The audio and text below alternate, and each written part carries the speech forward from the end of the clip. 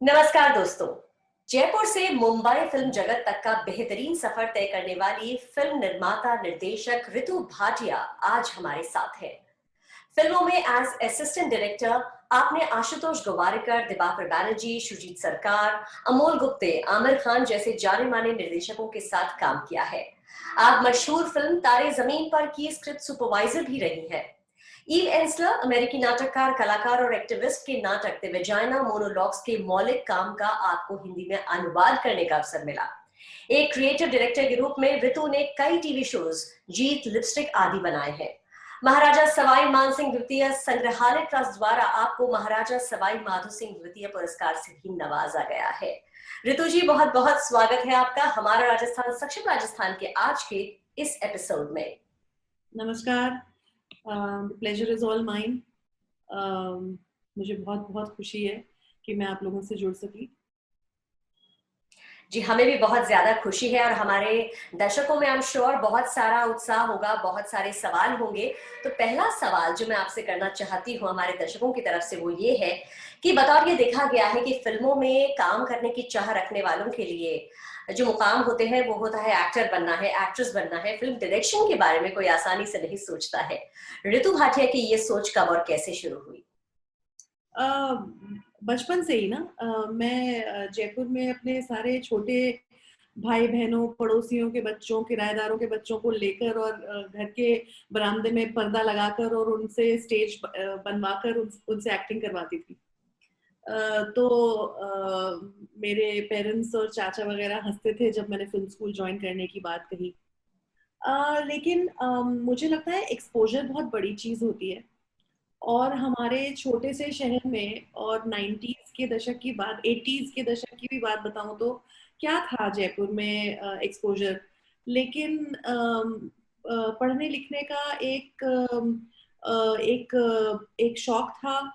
और एक एनजीटी में पढ़ी तो वहां पर एक एक्स्ट्रा करिकुलर एक्टिविटीज का बहुत बोलबाला था।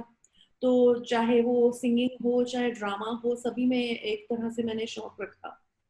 उसके बाद लेडी श्री राम कॉलेज में जब मैं गई तो वहाँ मुझे काफी ट्रेनिंग मिली।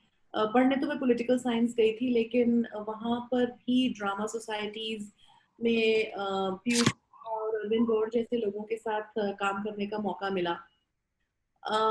शायद ये सब कुछ एक कंट्रीब्यूटिंग फैक्टर है, और वहीं मैंने तय किया कि मुझे फिल्म स्कूल ज्वाइन करना है, वहाँ पढ़ाई करनी है। और फिल्म डायरेक्शन और में पढ़ाई करी। लेकिन फिल्म डायरेक्शन से ज्यादा इवेंचुअली मेरा करियर लेखक में चला गया, लेखनी में चला गया, क्योंकि कुछ होता है किसी तरह आपका करियर मुड़ता तुड़ता चला जाता है अपने हिसाब से। हालांकि मैं डायरेक्ट करती हूँ, मैं प्रोड्यूस भी, मैंने कुछ शोज प्रोड्यूस भी करे हैं, लेकिन इस वक्त मैं फुल टाइम राइटर ही हूँ। तो ये सब तो शायद मैंने सोचा नहीं था कि एक्टिंग एक्टिंग का तो कभी जहन में आया भी नहीं, कभी दूर दूर तक जहन में नहीं आया। बट एक बहुत फनी सा वाक्या है, जहाँ एलएसआर में हमारे जो फौजी करके एक सीरियल आता था जिसमें शाहरुख खान बहुत फेमस हो गए उसी शो से। तो उनके जो डायरेक्टर थे, उनके जो निर्माता निर्देशक थे, तो उन्होंने मुझे, वो हमें एक बार कुछ वर्कशॉप्स करने एलएसआर आए, और उन्होंने कहा कि अरे मैं फौजी 2 बनाऊंगा और तुम उसमें एक्टिंग करना। और मैंने कहा सर, मैं एक्टर नहीं हूँ, मैं तो पढ़ाई कर रही हूँ। तो उन्होंने बहुत गुस्सा हो गए और बोले मैंने शाहरुख खान को बनाया है और तुम मुझे मना कर रही हो। तो मेरे ख्याल से वही एक जिंदगी ने मौका दिया था एक्टिंग का, और मैंने बिल्कुल उसके लिए मना कर दिया। शायद लेखक ही लिखना ही मेरे जीवन का पूरा, एक तरह से सारी रोड्स वहीं जा रही थी, उसी रोड को पकड़ लिया मैंने। जी, और शायद हमें भी ज्यादा जरूरत इस चीज की थी कि आप फिल्म मेकिंग की फील्ड में आते, क्योंकि जो कुछ आपने करके दिखाया है वो वाकई काबिल तारीफ है। ऋतु जी, फिल्म मेकिंग एक ऐसी फील्ड है जो मेनली मेल डोमिनेटेड रही है। No doubt women are foraying into this field, but फिर भी देखा गया है नॉर्मली कि it's a male dominated field. Being a woman, आप इतने वक्त से इस फील्ड में काम कर रही हैं और बहुत अच्छा काम कर रही हैं, तो क्या कुछ चैलेंजेस आए being a woman working in this male dominated world? Thankfully जब तक मैं इंडस्ट्री में आई, ये सन 2001, मतलब almost the beginning of the millennium की बात है ना। उस वक्त तक काफी चीजें बदलना खुद ब खुद शुरू हो गई थी, तो टाइमिंग बहुत मायने रखी। अम, उस वक्त फिल्मों से भी ज्यादा, क्योंकि टेलीविजन और कॉर्पोरेटाइजेशन का माहौल आ गया था, तो ऑटोमेटिकली वहाँ औरतों और मर्दों के लिए ऑलमोस्ट एक समान अपॉर्चुनिटीज आने लगी। मैं ये तो नहीं कहूँगी कि it we have it easy, क्योंकि वो सच नहीं होता है, लेकिन मुझे ऐसा लगता है कि क्योंकि जिस वक्त मैंने फिल्म इंडस्ट्री ज्वाइन की, उस वक्त काफी चीजें खुलने लगी थी और उसका मुझे बहुत फायदा मिला। मेरे ख्याल से इस वक्त भी ऑफ कोर्स एज अ सबसे ज्यादा मुझे लगता है प्रॉब्लम होती है जब आपको डायरेक्शन में जाना होता है। हमारी आधी से ज्यादा विमेन प्रोड्यूसर्स होंगी, writers of course, you know talent of course दोनों जेंडर्स के चाहिए होते हैं, लेकिन जब डायरेक्शन का वक्त आता है शायद ये जॉब इतना इंडल्जेंट है, यू नो, जहाँ तो मुझे ऐसा लगता है कि कभी कभी वो उस जॉब के लिए औरतों के ऊपर उतना उतना उनको आगे नहीं बढ़ने दिया जाता है। कई बार वहां पे रोड ब्लॉक्स होते हैं, और मेरे I am very happy to say कि वो चीजें भी अब खत्म हो गई हैं। अब आप एक प्रोजेक्ट देखते हो, कहानी देखते हो, जेंडर अक्सर नहीं देखते हो, तो अपवर्ड ट्रेंड ही रहा है। और फिल्म इंडस्ट्री में एक चीज तो है कि बाकी के देश में जो हो रहा है उससे थोड़ा आगे रहने की कोशिश हम लोग करते हैं, थोड़ा सा ट्रेंड सेटिंग की कोशिश करते चले जाते हैं हम लोग। तो मुझे तो शायद ऐसा इतना बड़ी प्रॉब्लम्स नहीं लगी।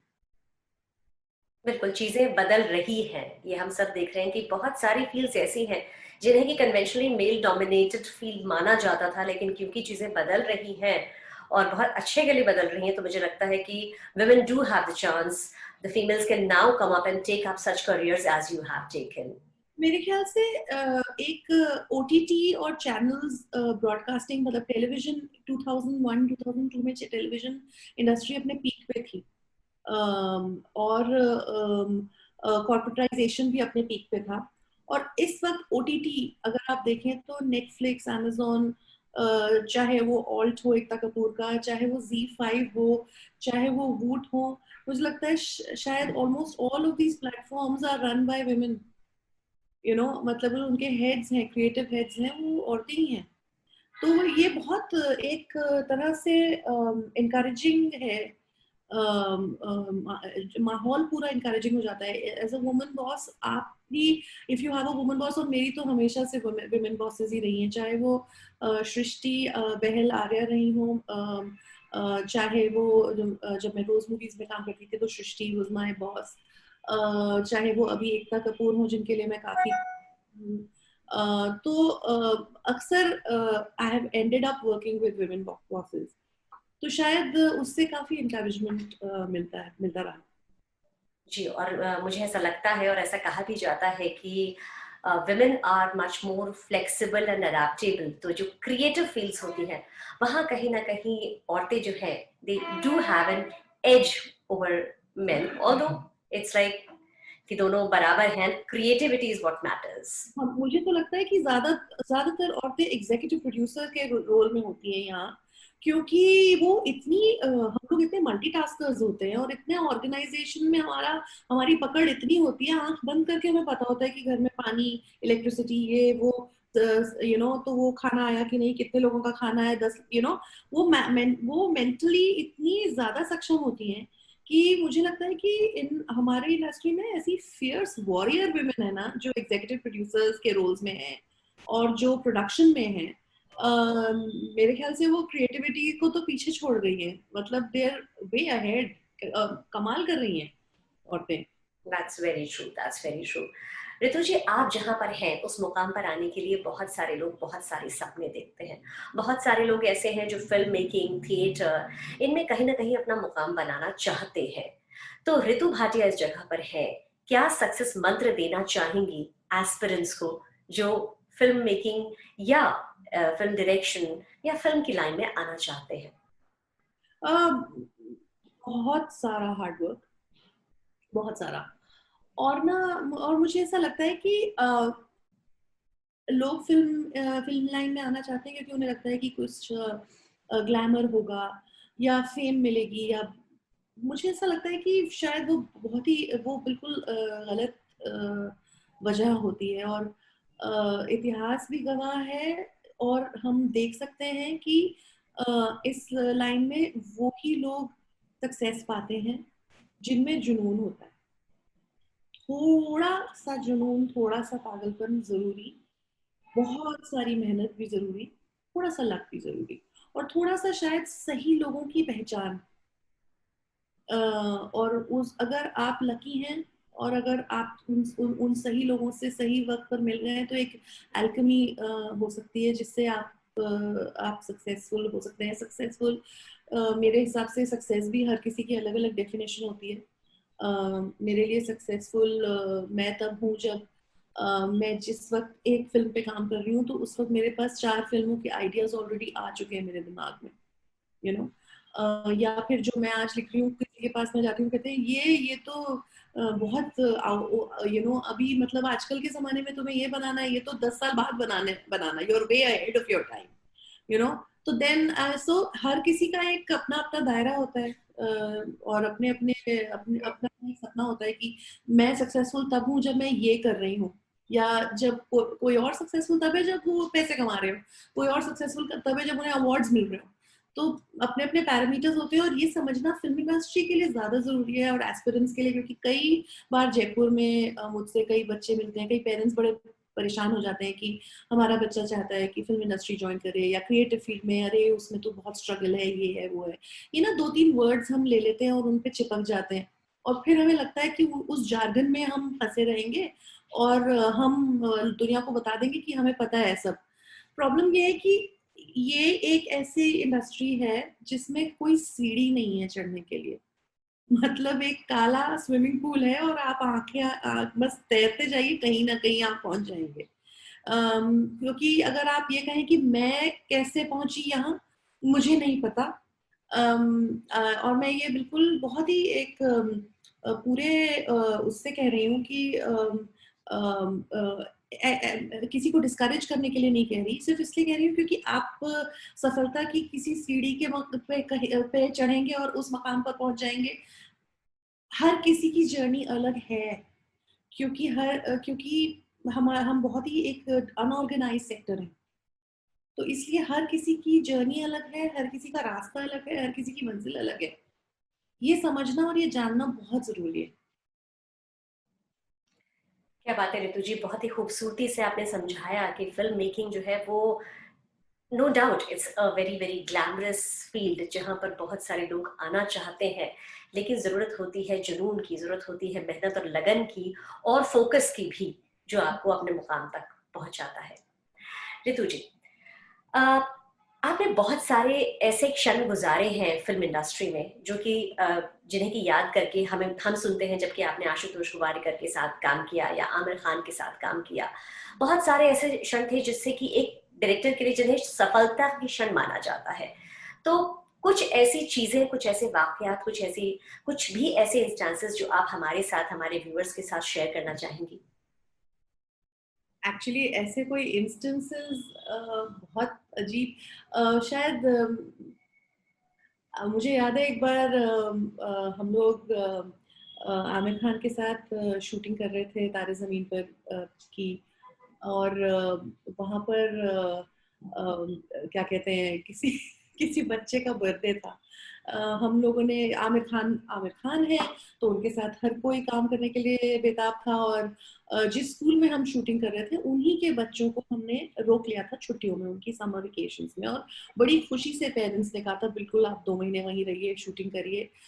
तो उनमें से शायद किसी एक बच्चे का बर्थडे था, और उनके पेरेंट्स केक वगैरह लेकर आ गए पंचगनी, और Aamir Aamir being perfectionist, Aamir being Aamir, उन्होंने उसी को बिल्कुल उस बर्थडे पार्टी की फोटो को भी डायरेक्ट करना शुरू कर दिया। तुम यहाँ खड़े हो, नहीं तुम यहाँ आ गए हो, तुम यहाँ पीछे जाओ। और हम लोग सब असिस्टेंट डायरेक्टर्स और स्क्रिप्ट सुपरवाइजर हम लोग पीछे खड़े होकर कह रहे हैं कि आमिर इट्स ओके, एक बच्चे का बर्थडे है, रहने दो उसे। तो इस तरह के कुछ बहुत फनी वाकये हुए हैं। कई बार ऐसा हुआ है कि मतलब हम लोग एक जगह शूटिंग करने गए थे। ये तारे जमीन पर तो चलो बड़ी फिल्म थी, बड़े स्टार्स थे। हम लोग एक बार मैं एक शो बना रही थी कॉल कहीं सुनी, जिसकी मैं प्रोड्यूसर और राइटर दोनों थी।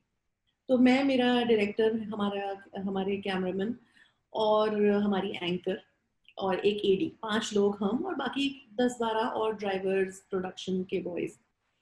और हम एक जगह गए जहाँ पे कुछ नहीं था रहने के लिए, कोई होटल नहीं था, कोई गेस्ट हाउस नहीं, कुछ नहीं, एक फॉरेस्ट ऑफिशियल्स का बंगला था।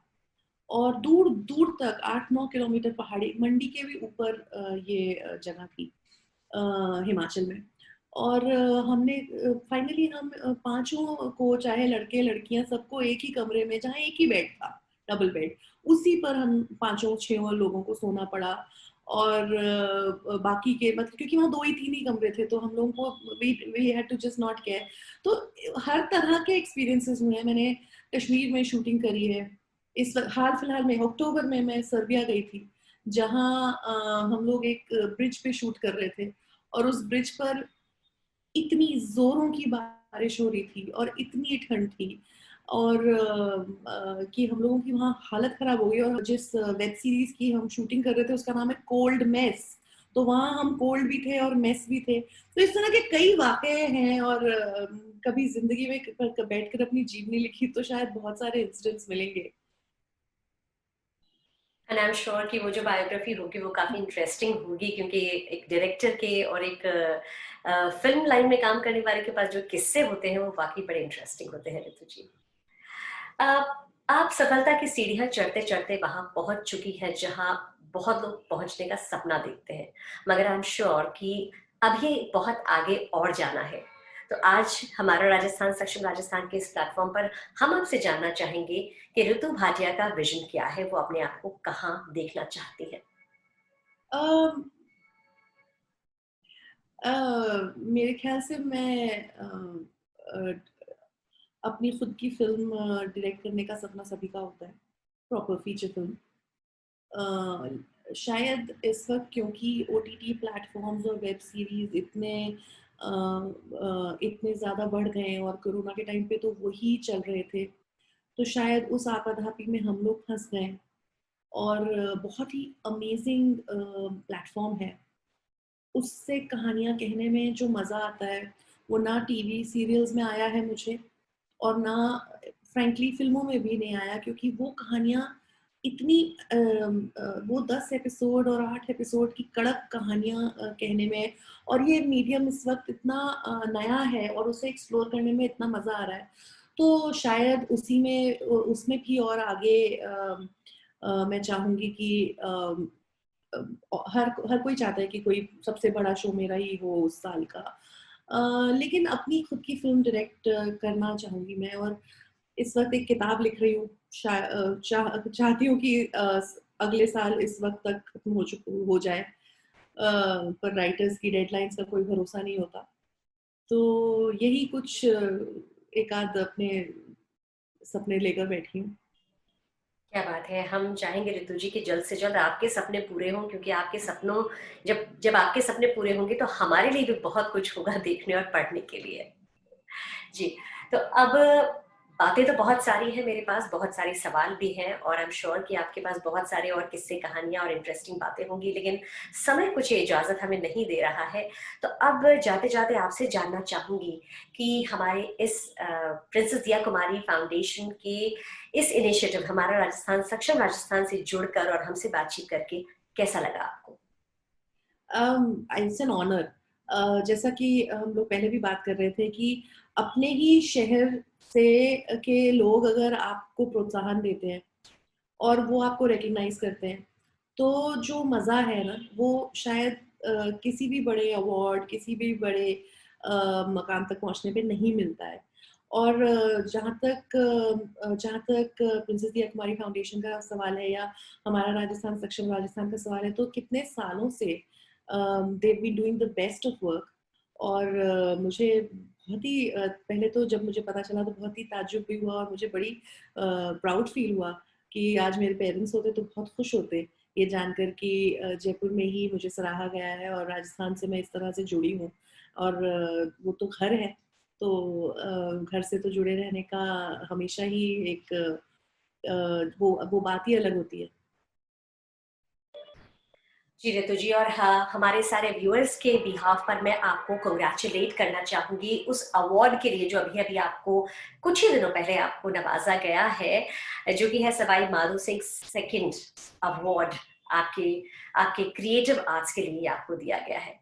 तो आपका बहुत बहुत धन्यवाद कि आपने अपना कीमती वक्त हमें आज यहाँ दिया है, और हमारी शुभकामनाएं आपके साथ हैं कि आप यूं ही आगे बढ़ते हुए हमें बहुत कुछ ऐसा देते रहें जिसको देखकर हम भी इंस्पायर होते रहें। Thank you. आज के इस एपिसोड में आने के लिए आपका बहुत बहुत धन्यवाद। नमस्कार। नमस्कार।